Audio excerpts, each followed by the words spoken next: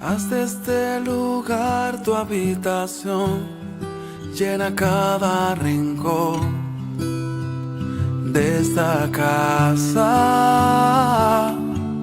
Llena mi familia de tu paz, de esa tranquilidad que solo tú das.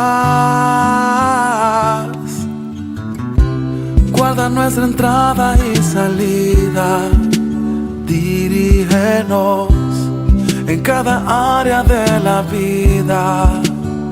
Mi casa y yo te buscaremos, te adoraremos. Fluye con tu espíritu, Señor, llenando cada corazón y trae renuevo. Que huya todo lo que no es de ti, y lo que vino a dividir correrá muy lejos. En esta casa, Jesús, eres el dueño.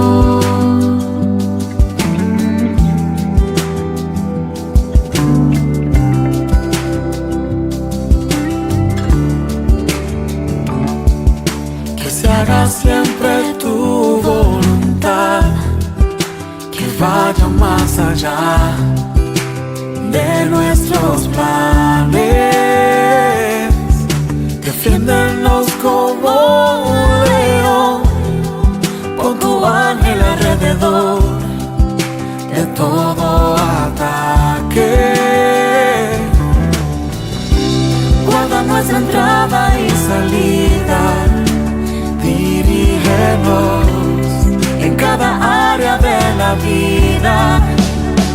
Mi casa y yo te buscaremos, te adoraremos. Fluye con tu espíritu, Señor, llenando cada corazón y trae renuevo.